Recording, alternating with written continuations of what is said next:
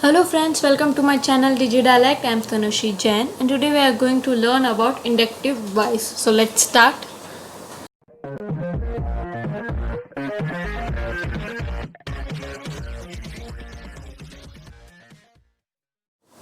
देखिए, अभी तक अपन ने जो पिछला एग्जाम्पल देखा था कंसेप्ट एलिमिनेशन में, उसमें कुछ डेटा गिवन था, उसके अकॉर्डिंग उसका आउटपुट भी गिवन था।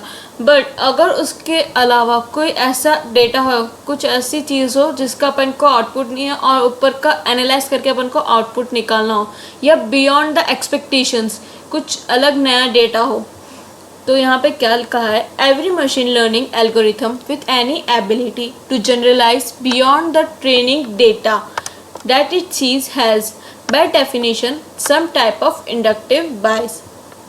That is, there is some fundamental assumption, कुछ assumptions होते हैं और set of assumptions that the learner makes about the target function that enable it to generalize beyond the training data. What if target concept not contained in the hypothesis space? जो target concept है अपना, वो hypothesis space में क्या पता नहीं हो। Should we include every possible hypothesis? अब क्या अपन हर एक को include करेंगे? How does this influence the generalization ability? Biased hypothesis space, ये enjoy spot करके एग्जाम्पल दे रखा है। इसके अंदर क्या दे रखा है, स्काई का अंदर 3 वैल्यू है, सनी, क्लाउडी और रेनी, और बाकी सब एकदम सेम है, और 2 पॉजिटिव है अपने पास और 1 नेगेटिव है।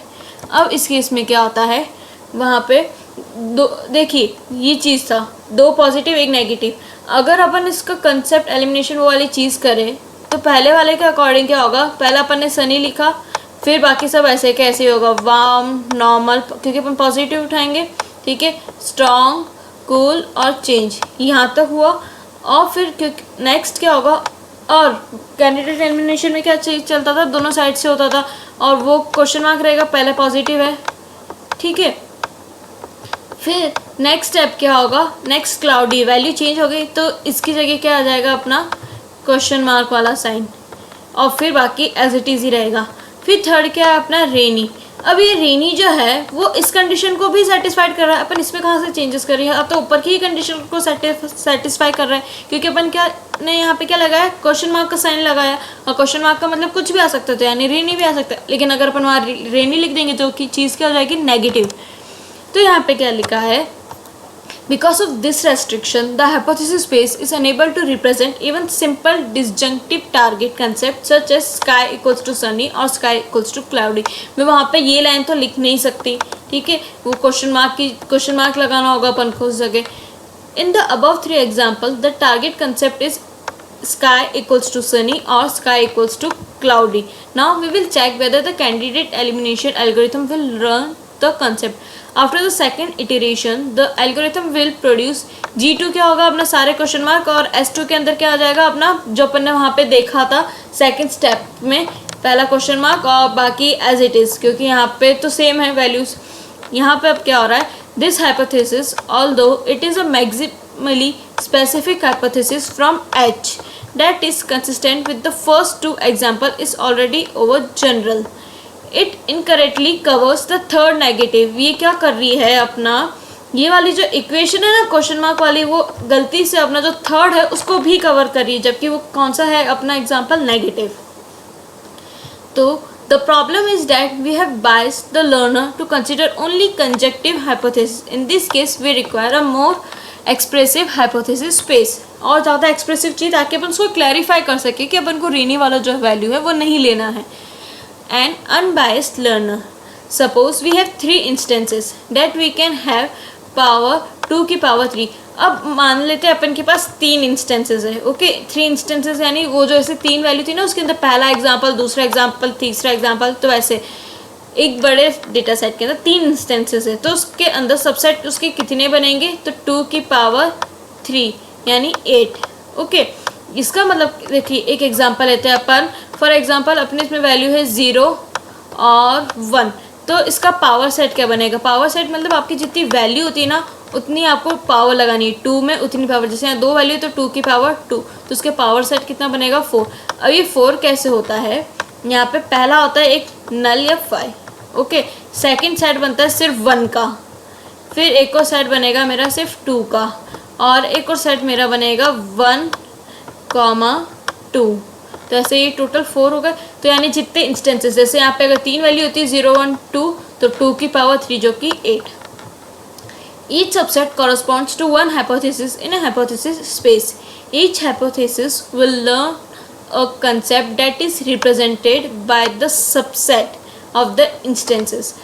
By having such a hypothesis space will represent every teachable concept that is representing every possible subset of the instances x. इसके अंदर अपने क्या आ रहा है, every possible, यानी 0, 1 के अंदर जब मैंने पावर सेट करा तो मतलब हर एक पॉसिबल, यानी वहाँ 0 भी हो सकता है उसका सबसेट 1 भी हो सकता है, 2 भी हो सकता है, 1, 2 भी हो सकता है। यानी इससे क्या हो रहा है, अपने को हर एक पॉसिबल जितने भी सबसेट बन रहे हैं ना वो अपन कवर कर रहे हैं। अब in the enjoy spot learning task the size of the instances space x of days describe 6 attribute. उसके अंदर 6 एट्रीब्यूट थे। पहले के अंदर 3 वैल्यू थी। क्या क्या वैल्यू थी? सनी, क्लाउडी, फॉर एग्जांपल रेनी। ठीक है, तो अपन ऐसे मान के चलते कि पहले के अंदर 3 वैल्यू है, उसके बाद के अंदर ऐसे 2 वैल्यू है। ठीक है, ये अपन एज्यूम करके चलते हैं। और उसके बाद उसके कितने इंस्टेंसेस हो गए? 96। तो ये जितनी वैल्यूज़ है ना, ये वो चीज़ होती है 3, 2, 2 यहाँ पे एज्यूम करा है, और उसकी वैल्यू क्या होगी? 96 इंस्टेंसेस।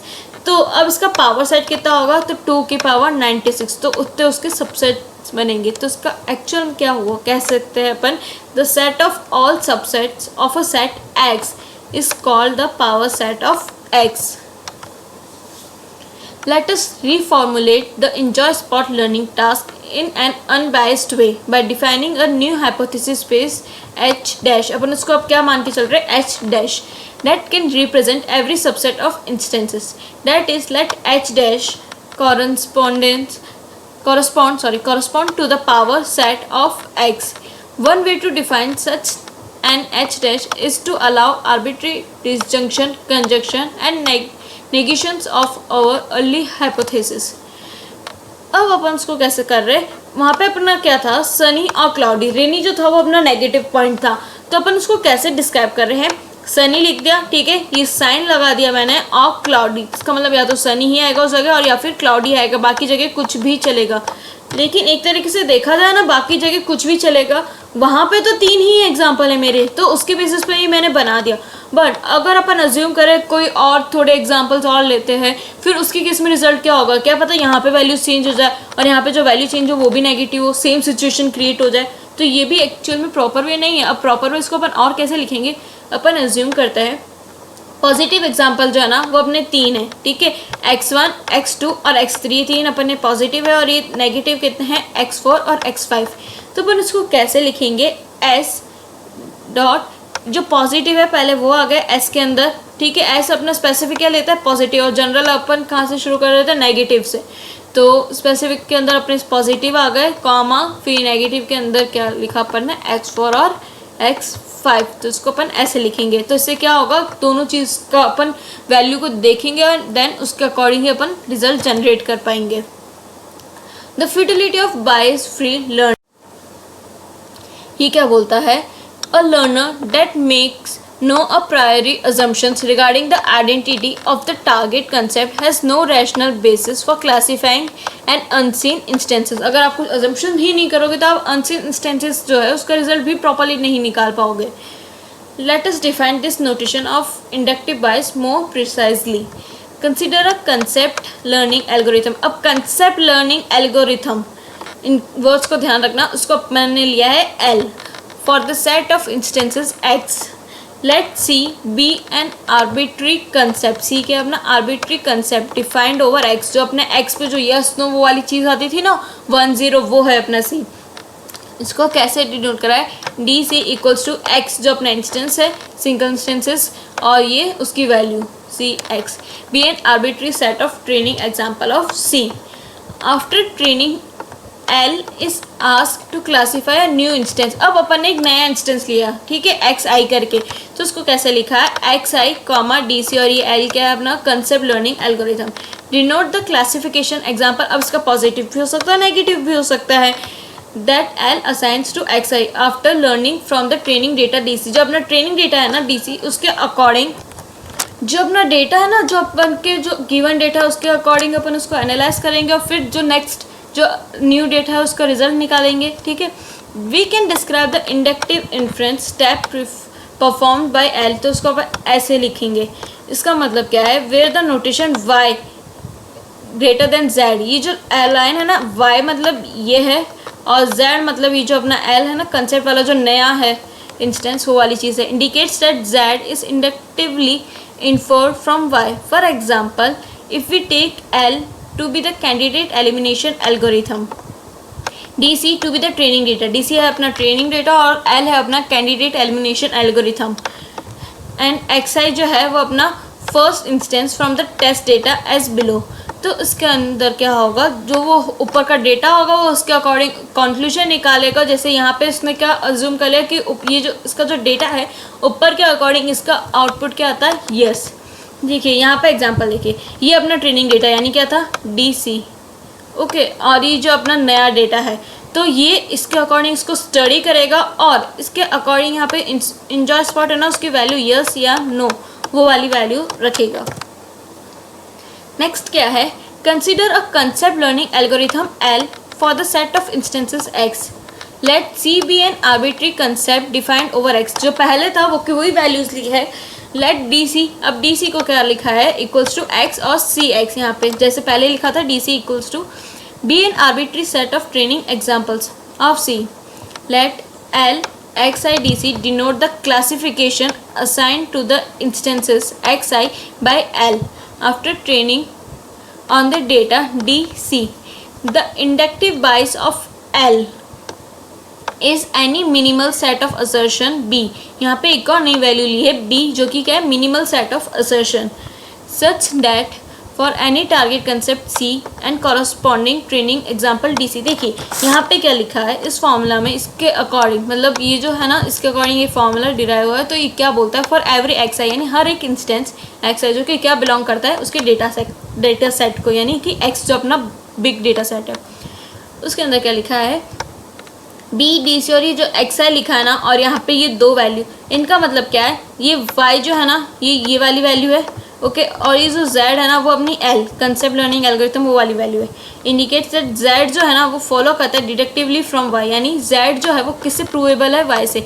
यानी ये जो सीन है ना, ये जो इक्वेशन है वो अपनी कहाँ से प्रूवेबल है, ये से जो गिवन डेटा था अपना उससे डिराइव होकर ये चीज़ प्रूव हुई है। Inductive bias for candidate elimination, assuming a training set DC लिया है अपन ने, ठीक है। The candidate elimination algorithm computes the version space. Candidate elimination algorithm में अपन क्या काम में लेते हैं, वर्जन स्पेस अपन ने पिछले लेक्चर में देखा था, उसको अपन ने क्या लिखा है, VS और HD। Classify the new instance, नया इंस्टेंस को अपन ने लिया है XI by a vote among hypotheses in the version space. Here let us assume that it will output a classification for XI only if this vote among version space hypothesis is anomalous positive or negative, that it will not output a classification otherwise. Conjecture क्या होगा, B लिखा equals to C और H, C belongs to H is the inductive bias. The underlying target concept H is in H dash, C है अपना, sorry the concept C जो है वो अपना कहाँ पे H dash में भी है। For C belongs to H, it follows that C is a member of the version space. अगर ये है from C belongs to H तो ये किस में बिलोंग करता है, अपना वर्जन स्पेस में। तो L XI DC की वैल्यू अपन ने K रखी, तो ये जो K वैल्यू होगी ना वो कहाँ से आएगी, ठीक है। पहले तो ये देखते हैं, implies that all the members of VSHD यानी version space include C, vote for class K। इसका मतलब क्या है, देयरफॉर C या XI के अपना नया वाला इंस्टेंस उसकी जो वैल्यू यानी इसकी जो 1 और 0 वैल्यू है, ठीक है, वो इक्वल्स टू K है और वो इक्वल्स टू क्या है, जी जो L है अपना learning concept algorithm. This means that the output of the learner, इसका मतलब क्या है कि इसका जो आउटपुट है that can be logically deduced from B DC और ये XI। The inductive bias for the candidate elimination algorithm is C is in H, जो C है वो अपना वो H में है।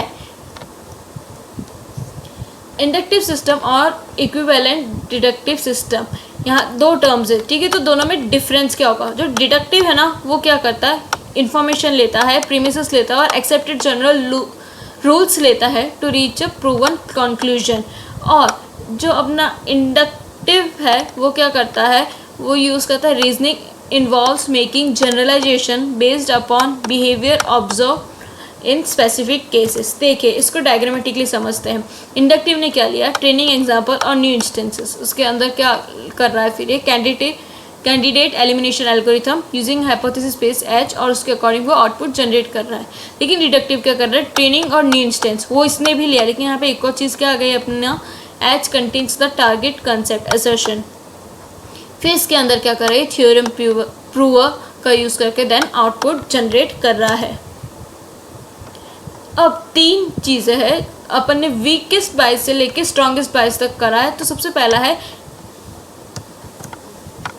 क्या है अपना, rote learning, storing each observe training example in memory. हर एक जो ट्रेनिंग एग्जाम्पल उसको मेमोरी में स्टोर करेगा, फिर अगर वो मेमोरी में मेमोरी में अगर मिल जाता है तो क्या रिटर्न कर देता है, स्टोर क्लासिफिकेशन। इसका इंडक्टिव बायस क्या है, कुछ भी नहीं, वीकेस्ट बायस है ये। ओके, नेक्स्ट है कैंडिडेट एलिमिनेशन एल्गोरिथम, जो अपन ने पढ़ा था। New instances are classified only in the case where all members of the current version space agree in the classification। और इसका इंडक्टिव बायस क्या होगा, target concept can be represented in its hypothesis space. Last है find S, इसमें क्या है, find the most specific hypothesis consistent with the training example. It then uses this hypothesis to classify all subsequent instances. देखिए find S जो है ना वो अपना स्ट्रॉन्गेस्ट बायस है। इसके अंदर क्या जाता है, target concept can be represented in its hypothesis space plus all instances are negative instances unless the opposite is entailed by its other knowledge. Thank you friends. इस टॉपिक के रिगार्डिंग कोई भी डाउट है तो कमेंट करें, share करना ना भूलें, और आपको वीडियो अच्छा लगा तो उसे लाइक करें, सब्सक्राइब करें, ताकि जब भी मैं नेक्स्ट वीडियो अपलोड करूँ तो आपको नोटिफिकेशंस मिल जाए। Thank you.